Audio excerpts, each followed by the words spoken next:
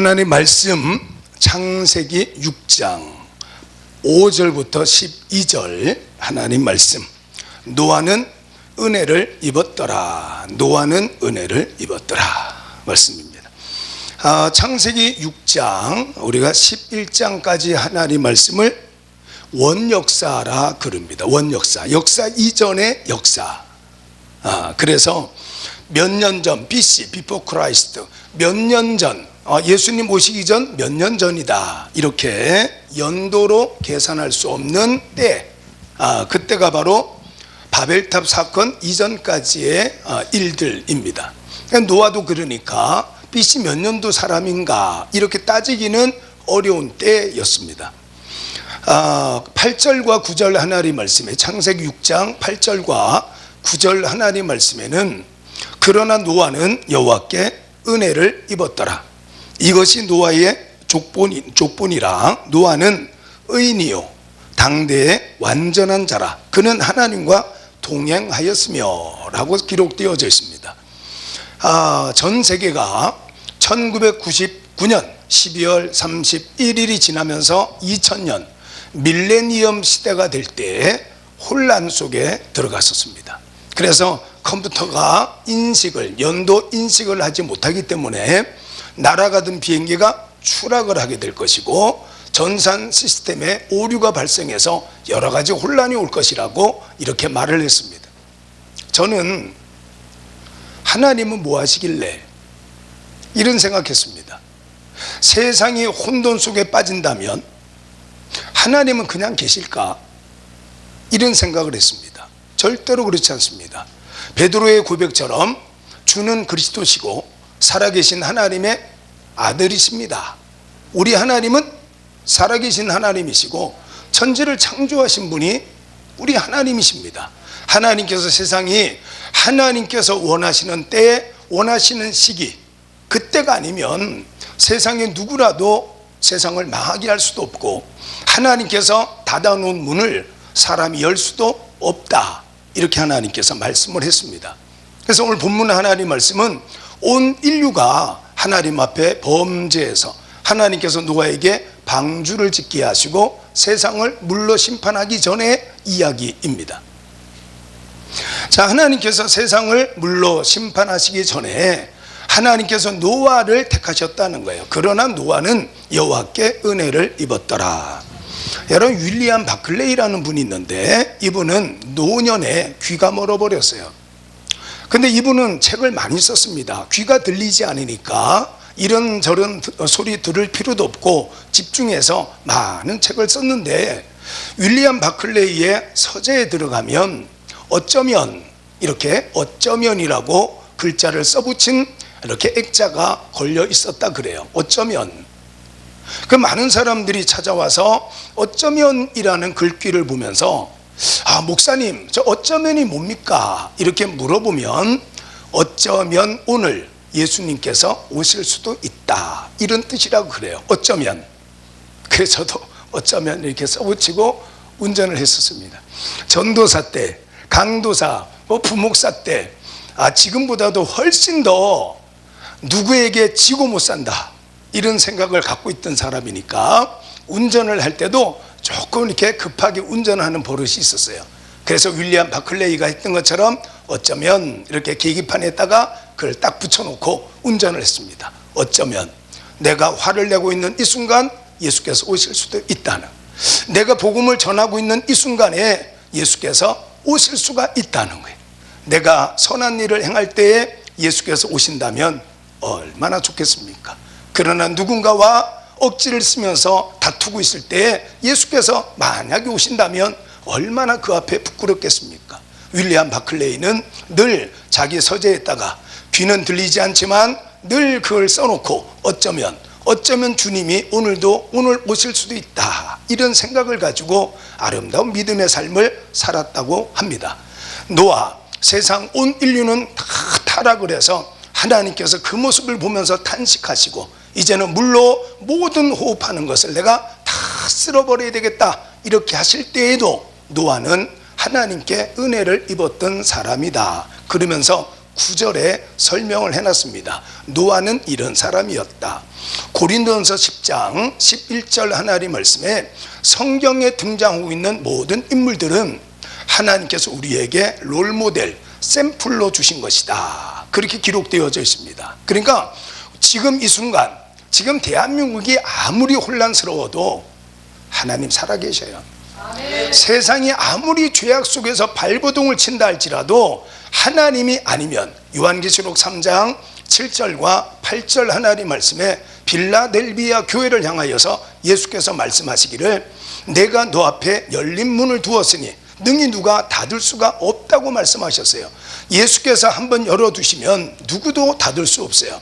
예수님께서 한번 닫아놓으면 누구도 열 수가 없습니다. 그래서 요나가 가는 길 앞에 큰 광풍이 불 때 사공들이 요나를 살리기 위해서 요나 1장 13절 하나님 말씀에 사공들이 열심으로 노를 저어서 요나를 살리려고 배를 육지로 돌리려고 하지만 하나님은 더 큰 광풍을 불게 하시어서 그 가는 길을 막아버렸어요. 하나님이 죽으셨냐고요? 하나님 살아계시잖아요. 그 하나님 살아계시니까 세상이 혼란스럽고 내 주변에 왜 이런 사람들만 있느냐 탄식하지 말고 그러나 노아는 여호와께 은혜를 입었더라. 9절 하나님 말씀 보니까 노아의 족보는 이러하니 노아는 의인이었다 이렇게 써 있습니다. 의인, 누가 의인입니까? 성경에 말씀하고 계시죠? 로마서 1장 17절 하나님 말씀에 나의 의인은 믿음으로 말미암아 사는 사람 이게 써 있어요. 믿음으로 사는 사람이에요. 돈으로 사는 사람 아니라니까요. 권세나 권력으로 사는 사람이 아니라 믿음으로 사는 거예요. 히브리서 11장 6절 하나님 말씀에 바로 믿음이 없이는 하나님을 기쁘시게 할 수 없나니 하나님께 나아가는 자는 반드시 그가 계신 것과 또한 자기를 찾는 자들에게 상 주시는 자이심을 믿어야 할지니라 이렇게 말씀을 했어요. 그 의인은 누가 의인이냐? 죄를 안 지어서 의인이냐? 아니죠. 여러분 많은 사람들에게 많은 돈을 기부해서 의인이냐? 아니라니까요. 여러분 열심으로 예수님의 이름으로 귀신을 쫓고 열심으로 예수님의 이름을 가지고 병든 자를 고쳤다. 그 사람이 의인이냐? 아니라니까요. 마태복음 7장 21절로 23절 하나님 말씀에 주여 주여 하는 자가 천국에 가는 것이 아니라 하늘에 계신 아버지의 뜻대로 믿음으로 사는 사람이에요. 예수님의 이름으로 귀신 쫓아내고 예수님의 이름으로 병든 자를 고쳤다 할지라도 하나님의 말씀 따라 믿음으로 살지 않으면 그건 다 불법으로 행한 자라 이렇게 말씀을 했어요. 여러분 주기철 목사님을 잘 알고 계시잖아요. 주기철 목사님은 천국에 가면 놀랄 만한 일이 3가지가 있다고 그러셨습니다. 자, 첫째, 저 사람은 분명히 천국에 올 것 같다. 이 땅에서 믿음 생활하는 동안에 저렇게 거룩하고 저렇게 기도 잘하고 저렇게 예배 생활 잘하고 저 사람만큼은 천국에 올 줄 알았는데 천국가 찾아보니까 그 사람이 천국에 없을 때 깜짝 놀란다는 거예요. 두 번째, 저렇게 믿음 생활해가지고 천국 가겠나? 주일도 듬성듬성 빼먹고 저렇게 거짓말도 하고 저런 사람이 어떻게 천국 가겠나? 저 사람 분명히 지옥 갈 것 같다. 이렇게 여겼는데 예수님 십자가에 달릴 때 한편에 있었던 한 강도처럼 바로 죽음 직전에서 예수님께 나도 당신이 낙원에 있을 때 나도 있기를 원합니다. 예수님을 그리스도로 영접함으로 구원에 이르렀습니다. 저 사람은 틀림없이 지옥 갔을 거야 이렇게 여겼는데 천국 가보니까 거기 와 있는 그 사람을 볼 때 내가 몰랐구나 깜짝 놀랄 일이라는 거예요. 세 번째, 나 같은 죄인이 천국에 와 있을 때 예수님께서 세례 요한을 향하여서 여자의 몸에서 태어난 자 중에 이자보다 큰 자가 없다. 그렇지만 천국에 가면 어린아이라도 이 사람보다 더 크다. 이렇게 예수께서 말씀하셨어요. 여러분 오신다는 예수님 구약에 얼마나 많이 메시아가 온다 그랬습니까? 오신 예수님께서 세례 요한의 눈앞에 딱 서 계시는 거예요. 얼마나 깜짝 놀랐어요. 구약 하나님의 말씀을 통해서 예수님 오신다 그랬는데 바로 그 약속하신 예수님께서 내 눈앞에 딱 와 계신 거예요. 얼마나 귀한 일이에요. 그러나 천국이 있다 너 죽어봤냐? 천국이 있는지. 천국이 있다고 이렇게 말씀을 많이 들었는데 실제로 내가 천국에 가 있을 때 얼마나 대단한 일이냐, 예수께서 하신 말씀이에요. 자, 그래서 노아는 의인이었다 그랬습니다. 여러분, 세상이 아무리 혼란스럽고 나라가 어렵고 경제가 어렵다 할지라도 여러분, 노아는 안 그랬다는 거예요. 노아는 하나님 앞에 믿음으로 살았던 의인이었다 그랬습니다. 여러분, 내 믿음 내가 지키는 겁니다. 내 신세에 한탄할 필요 없어요. 내 신세는 내가 알아서 하는 겁니다. 하나님께서 살아계시다, 하나님께서 내 모든 문제를 해결하신다. 여러분, 사무엘상 14장 6절 하나님 말씀에 요나단은 자기의 무기를 들고 있는 한 소년에게 말하기를 전쟁은 군사의 수에 많고 적음에 달려있지 않다. 하나님께서 함께 하시면 전쟁에 승리할 수가 있다. 이렇게 고백을 했어요. 자, 노아는 의인이었다. 믿음으로 살았던 사람. 두 번째, 당대의 완전한 자였다. 이렇게 말해서 완전한 사람.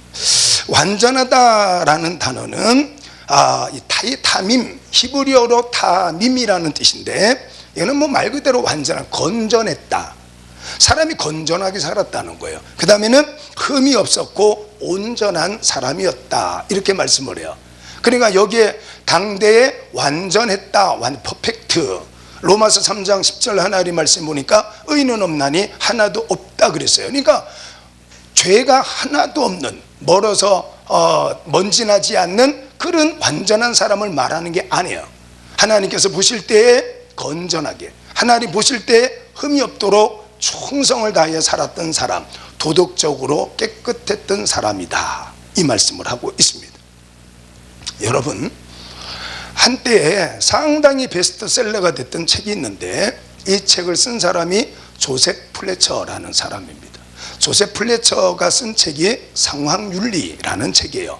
윤리는 상황에 따라서 변할 수가 없다. 내용 자체가 그런 겁니다. 그 상황윤리, 조셉 플래처가 쓴 상황윤리 속에는 이런 내용이 있는데, 여러분, 히틀러가 유대인 말살 정책을 써서 600만 명의 유태인을 죽였다 그랬지 않습니까? 아우슈비츠 수용소, 그 수많은 유대인들이 거기에 갇혀서 여러분 죽어가고, 그 다음에 전쟁 물자로 여러분 가죽이 벗기고 그런 수많은 고난을 당했어요. 그런데 그 수용소에서 나갈 수 있는 방법은 두 가지 중에 한 가지에 해당되면 나갈 수가 있었습니다. 하나, 그는 죽는 겁니다. 죽으면 수용소에서 나갈 수 있는 겁니다. 또 하나, 임신을 하는 겁니다. 임신. 포로로 끌려온 여자들 중에 만약에 태중에 아이가 있는 여자는 집으로 돌려보내줍니다. 이 조셉 플래처가 쓴 상황윤리 속에는 그런 이야기가 있습니다. 한 유태인 여자가 지금 아이를 막 출산해서 젖먹이 아이를 뒀는데 그만 포로로 끌려와서 수용소 안에 들어왔어요. 그런데 들어보니까 임신을 하면 여기서 나갈 수가 있다는 거예요. 자기 집에 돌아와서 가서 젖먹이 아이를 키울 수가 있다는 거예요. 여러분, 그래서 보초를 쓰고 있는 독일 병사를 유혹을 해서 아이를 가졌습니다.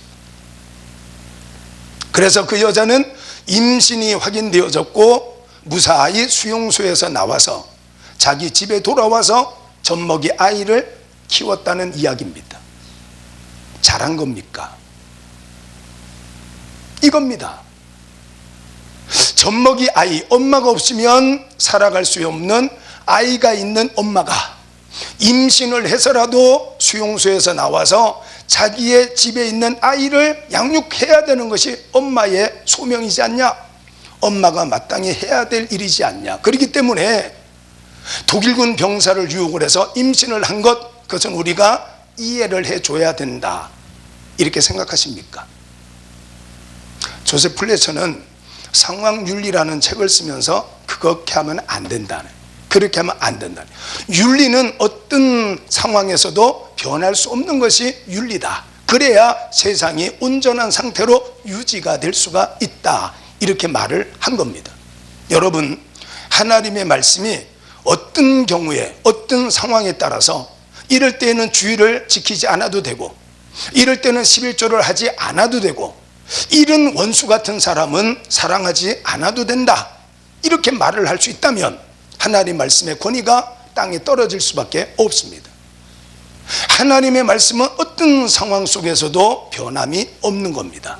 에베소서 5장 8절에서 10절 하나님 말씀에는 너희가 과거에는 어둠 속에 있었던 어둠이었지만 이제는 빛이라, 빛의 자녀들처럼 행하라. 9절 하나님 말씀에 빛의 열매는 착함과 의로움과 진실함에 있느니라. 에베소서 5장 10절 하나님 말씀 보니까 주를 기쁘시게 할 것이 무엇인가를 생각하여 보라, 이렇게 써 있습니다. 빛의 자녀, 성도가 됐으면 여러분, 종로 2가에 가면 얼마나 많은 사람들이 오갑니까? 명동에 가면 얼마나 많은 사람이 오갑니까? 거기에 가서 말없이 그 종로 2가 수많은 사람들이 오가는 거리에서 말없이 여러분이 서 있다고 치면 지나가는 사람들이 여러분을 보면서, 여러분, 미국의 16대 대통령이 아브라함 링컨 대통령입니다. 이분이 했던 말이 남자가 40이 되면 자기 얼굴에 책임을 져야 된다, 이렇게 말을 했습니다. 종로 2가나 명동이나 많은 사람들이 지나가는 곳에 여러분이 아무 말 없이 서 있다면 여러분의 모습을 보면서, 여러분의 얼굴을 보면서 저 사람 꼭 목사님 같아, 저 사람은 교회 다니는 예수님 믿는 사람 같아, 이렇게 보여질 것 같습니까? 그래야 된다는 거예요. 그래서 여러분, 부부는 닮아갑니다. 사투리 쓰는 남편 만나면 부인도 언제부턴가 사투리 비슷하게 나와요. 심지어 얼굴 모습도 닮아가게 됩니다. 우리 예수님과 우리는 신랑과 신부로 만나서 10년, 20년, 30년 엄마 뱃속에서부터 예수님과 함께 생활했는데 예수님을 닮아가지 못했다면 빌립보서 2장 5절에 너희 안에 이 마음을 품고 살아라, 그 그리스도 예수의 마음이니, 그랬습니다. 늘 예수님의 마음, 예수님의 온유함, 예수님의 겸손함, 그것을 품고 살면 그 얼굴에서도 온유와 겸손이 나타날 수밖에 없는 겁니다. 그래서 노아는 당대의 완전한, 도덕적으로 흠이 없었던 사람이었다, 이렇게 말합니다. 세상에는 여러분, 옳은 일과 더 옳은 일이 있습니다. 아까 말씀드렸던 에베소서 5장 9절 하나님의 말씀에 빛의 열매는 착함, 의로움, 진실함, 이렇게 말해서 착하게 사는 거예요. 악하게 살지 말고 진실함, 거짓이 없이 진실하게 사는 거예요. 그러면 의롭다는 말은 무슨 뜻이냐면 마땅한 도리를 하다, 이런 뜻입니다. 도리. 여러분, 개는 개 도리를 해야지요. 소는 소 도리를 해야지요. 자동차는 마땅히 자동차의 도리를 해야지요. 새는 새 도리를 해야 되고 사람이라면 사람 도리를 해야 됩니다. 그래서 세상에는 마땅한 도리를 하며 살아야 되는데 옳은 일과 더 옳은 일이 있어요. 사람이 사람 도리를 하면서 사는 것은 옳은 일입니다. 성도가 성도의 도리를 하는 것은 더 옳은 일입니다. 주일인데 내 친구 아들이 주일날 하필이면 결혼식을 한다는 거예요. 사람이니까 마땅히 찾아가서 축하하고 축의금도 든든히 내주고 그렇게 하고 기쁨으로 그날을 맞이하는 것, 사람 도리하는 것 맞습니다. 그런데 성도니까 하나님 앞에 나가서 예배드리고 찬양하고 하나님을 기쁘시게 해드리는 것, 그건 바로 성도의 도리입니다. 사람의 도리와 성도의 도리가 한날에 겹치면 사람 도리는 옳은 일이고 성도의 도리는 더 옳은 일입니다. 옳은 일과 더 옳은 일이 겹치면 마땅히 더 옳은 일을 하면 됩니다. 그렇기 때문에 우리에게 지혜가 필요한 겁니다. 야고보서 1장 5절 하나님 말씀에 누구든지 지혜가 부족하거든 후히 주시고 꾸짖지 아니하시는 하나님께 구하라, 그리하면 주시리라 그랬습니다. 제가 아는 어르신 목사님 중에 한 분이 함께 부흥사 일을 했어요. 이거는 귀한 일이니까 엄기호 목사님이 총재시고 제가 대표회장으로 오랜 세월 함께 일을 하고 있는데, 엄기호 목사님이 늘 우리 같이 만났는데 우리 회원 중에 한 분의 자녀가 결혼을 하게 됐습니다. 결혼을 했는데 결혼하고 3개월 4개월 쯤에 서초동에 있는 어느 한 장소에서 신년회에 우리가 총재 목사님이시니까 우리 임원들하고 같이 모여서 식사도 하고 신년 인사도 했는데, 한 3, 4개월이 지났는데 엄기호 목사님께서 가방에서 주섬주섬 뭘 꺼내놓는데 봉투를 꺼내놨어요. 축의금 봉투. 보니까 이 축의금 봉투가 누가 봐도 벌써 3, 4개월 그때 결혼할 당시에 축하하기 위해서 준비한 축의금 같았어요. 이 봉투가 빳빳하고 새 것이 아니라 가방에 책을 넣다가 꺼내면서 덩달아 들어갔다 나갔다 했기 때문에 이게 벌써 헤어져 가지고 이게 오래전부터 준비했구나 하는 것을 느낄 수 있는 그런 봉투를 꺼내 놓으면서, 목사님, 제가 그날 꼭 가서 축하를 해드리고 싶었지만 그날에 제가 갑자기 일이 생겨서 못 갔고, 그때 제가 가서 축의금 축하를 하기 위해서 내가 이렇게 축의금을 준비했는데 그때부터 지금까지 내가 가방에 갖고 있다가 오늘 기회가 돼서 드린다고 전달을 했어요. 그 목사님이 더 감동하더라고요. 우리가 가서 축하해 준 사람보다도요 3개월 4개월 동안 축의금을 넣어놓고 언젠가 만나면 내가 그때 미안하다 축하한다 이렇게 하면서 내가 준비한 축의금을 줘야지. 그래서 여러분 그게 꾸깃꾸깃 떼어진 봉투를 꺼내서 목사님한테 드리니까 더 감동을 하시더라고요. 지혜가 필요합니다. 사람 도리 하지 말고 성도의 도리만 하라는 게 아니라 사람 도리도 하지만 성도의 도리도 마땅히 했던 사람, 노아다 성경에서 말씀하고 있는 겁니다. 자, 그 다음에 노아는 9절 하나님 말씀 보니까 하나님과 동행하던 사람이었다 이렇게 써 있어요. 하나님과 동행. 자, 하나님과 어떻게 동행할 수 있느냐? 어떻게 보면 간단해요. 토마스 아킨퍼스가 쓴 아주 유명한 책이 있습니다. 예수님이라면 어떻게 하셨을까? 예수님이라면 어떻게 하셨을까? 토마스 아킨퍼스가 쓴 책이지요. 제 목양실을 문을 짠 열고 나오면 교육관 벽에 붙여놨습니다. 예수님이라면 어떻게 하셨을까? 이렇게 백자가 이렇게 해서 새겨져서 딱 걸려 있습니다. 제가 나올 때마다 그걸 쳐다보면 예수님이라면 어떻게 하셨을까? 내가 고난이 닥쳤을 때 예수님은 어떻게 하셨을까? 내가 만약에 마음에 여러 가지 불편한 일이 생겼을 때 예수님이라면 어떻게 하셨을까? 간단하더라고요. 그렇게 생각하면. 요한복음 8장 29절 하나님 말씀에는 예수님께서 하시는 말씀이에요. 하나님께서 항상 나와 함께 계셨다. 홀로 두지 아니하셨느니라. 요한복음 8장 29절에 써 있는데, 내가 항상 하나님을 기쁘시게 해드렸더니 하나님도 나를 홀로 두지 아니하셨느니라 써 있습니다. 자, 노아는 하나님과 동행하던 자였다 그랬습니다.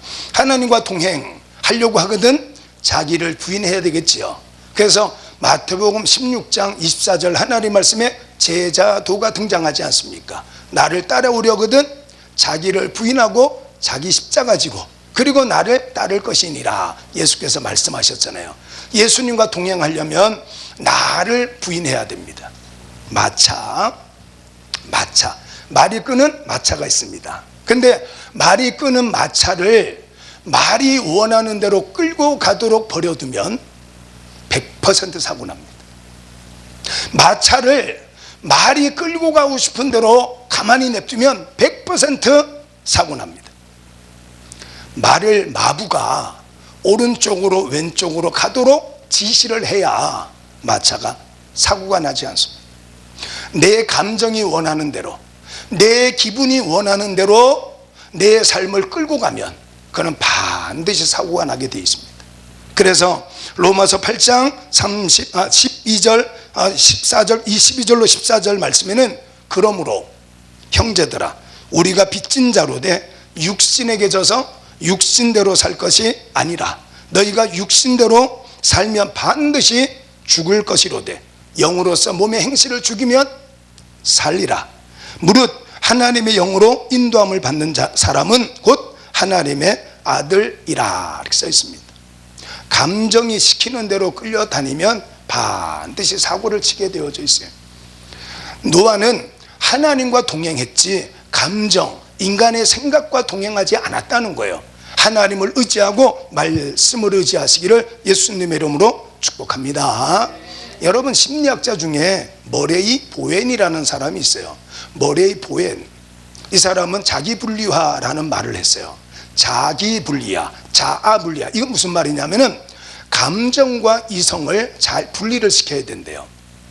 그러니까 만사의 감정대로, 만사의 기분대로 행동하는 사람은 미성숙한 인격자라 그랬어요.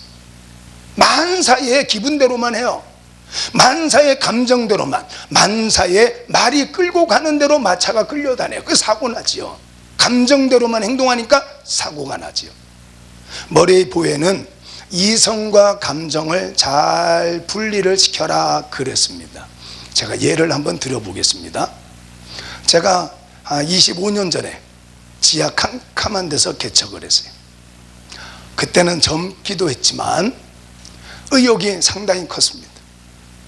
어떻게 하든지 부흥을 하고 복음을 전하고 하나님을 위해서 일하다가 천국 가서 하나님의 보좌 앞에 섰을 때 뭐 하러 왔냐고 물어보면 하나님 저 이러다가 왔어요, 할 말이 있는 목회를 하고 싶었어요. 그러니까 얼마나 발버둥을 쳤겠어요, 그렇죠? 자, 그런데 교회를 개척하고 나니까 많은 사람들이 오기 시작하더라고요. 자, 그랬는데 하필이면 그 안에 삐지는 사람이 좀 있었어요. 삐지는 사람이 달래놓으면 또 삐져요. 예배 끝나고 가면서 목사님 저 다음 주부터 딴 교회 다닐 거예요 이렇게 하고 가요. 너무너무 속상했어요. 하루는 삐지기 1등부터 10등까지 우리 사모하고 신방을 가기로 했어요. 그래서 1등부터 10등 그 열심으로 가가지고 예배 드리고 축복하고 잘 된다 말이야 이렇게 하고 용기도 복도도 주고 그랬는데도 예배 드리고 돌아서 나오면 뒤에서 목사님 다음 주 안 가요? 놀러 갈 거예요? 이렇게 속에서 막 이긴 내가 이 목사를 왜 하나 막 속에서 막 우라통이 막 당장 때려치고 싶어. 10가정을 다 그렇게 돌아다녔는데도 하나도 목사님 앞으로 잘하겠습니다, 이런 사람이었고 딴 교회 갈래요? 목사님 말씀 마음에 안 들어요? 뭐 자꾸 변명 막 그래가지고는요 점심 주는 사람도 없고 저녁 주는 사람도 없고요 밤 되어서 여러분 밤 9시쯤에 온통 그냥 어둑어둑해졌는데 우리 사모하고 저하고 둘이 어깨에 힘이 쭉 빠져가지고 돌아오는 거예요. 터벅터벅 돌아오는데 여러분 우리 집 가까이 오니까 어느 집에서 애 둘이가 싸워요. 애 둘이가 밤 9시에 세상에 그 캄캄한 밤에 애 둘이가 하나는 때리는지 막 소리치고 하나는 맞는지 그냥 죽겠다고 소리치고 그래서 제가 우리 사모한테 저 집안이 왜 저 모양이냐, 지금 밤 몇 시인데 부모는 뭐 하냐 이러고 왔더니 우리 집이었어요. 우리 아들, 큰아들, 둘째 아들이, 큰아들은 애를 야단치고 동생은 죽는다고 소리치고 보니까 장난감은 온 방에 흩어져 있고 얘네들이 점심에 라면을 끓여 먹었는지 그냥 밥상처럼 이렇게 하나 갖다 놓고는 라면 국물 다 쏟아 놓고 그러고 놀다가 싸워가지고요 막 하나는 때리고 하나는 죽는다고 소리치고 막. 그러니까 우리 사모가 안 그래도 여기 막 우라통이 치밀었잖아요. 10가정 다니면서 그렇게 하나님 복 주십니다, 네 기도하겠습니다 이랬으면 목사님 알겠습니다, 제가 열심으로 하나님 일 하겠습니다 이랬어야 되는데 한결같이 딴 교회 갈래요? 안 갈래요? 못 할래요? 이러니까 그냥 어디 화풀이 할 때도 없고 꽉 가슴에 그 우라통을 채우고 왔는데 마침 잘 됐어요. 울고 싶은데 뺨 맞을 격이 생긴 거예요. 그래가지고는 우리 사모가 나서가지고는 큰애를 막 때리면서 이놈아, 형이 됐으면 동생을 잘 돌보고 놀아야지, 큰 때 그 그러니까 또 큰애도 또 울어요. 큰애가 우니까 동생도 울어요. 난리가 났어요. 그러면 저는 어떻게, 저도 마찬가지예요. 안 그래도 어디에 화풀이 할 데가 없었는데 저도 들어가서, 야 이 사람아, 애들 싸운다고 당신도 그래? 야 임마, 너는 뭐 한 거야 임마? 속은 후련하겠지만 그런 집을 두고, 콩가루 집안이라 그래요. 콩가루 집안. 거기다 물만 부으면요 배지밀 집안이 된대. 배지밀, 물만 부으면. 그런 집을 두고 콩가루 집안이라는 거예요. 제가 이걸 배웠잖아요. 제가 이걸 배웠잖아요. 그때 내가 이 순간 남편으로서 아내에게 뭘 해줄 수 있을까? 그래서 우리 사모에게, 여보, 오늘 힘들었지, 일로 와. 애들 싸우는 거 내가 달릴 테니까 일로 와. 그러면 제가 우리 사모의 옷자락을 붙들고 땡기면 우리 사모가 못 이기는 척하면서 따라와. 그치요? 씻어 당신, 내가 정리할게. 그 다음에는 내가 아빠로서 이 두 아이에게 뭘 해줄 수 있을까? 야 얘들아, 우리 장난감 누가 빨리 치고 나서 한번 시합 한번 해보자. 시작. 그러고는 그냥 장난감 통에다가 장난감 집어 던지면서 그렇게 하고 마무리하는 거예요. 머리 보에는 기분대로 생활하면, 감정대로만 행동하면 그는 미성숙한 인격자라 그랬어요. 자, 노아는 그렇게 안 살았다는 거예요. 세상이 다 악을 행하는 거예요. 세상이 다 죄를 범하는 거예요. 그러니까 나 하나 죄를 범한다 그래서 너 죄인이야 손가락질할 수 있는 사람이 세상에는 아무도 없어요. 너도 죄인이고 나도 죄인이 되는 거예요. 그렇지만 노아는 그렇게 안 살았대요. 지금 우리 주변 환경이 아무리 힘들고 여러분 막 가짜 뉴스가 판치고 당장 내일 대한민국이 망하고 그러면 하나님은 가만히 계시겠느냐고. 하나님은 죽으셨냐고. 하나님 살아계신 하나님이시잖아요. 그러니까 그러나 노아는 여호와께 은혜를 입었더라. 그는 믿음으로 살았던 의인이고, 그는 도덕적으로도 완전했던 사람이고, 그는 자기를 부인하고 자기가 해야 될 마땅한 십자가를 지고 하나님과 동행하던 사람이었다 그랬습니다. 세상 탓하지 말고 하나님과 나와의 관계가 온전해져서 하나님께서 복 주시는 하나님의 귀하신 복이 여러분에게 나타나기를 예수님의 이름으로 여러분들을 축복합니다. 아멘.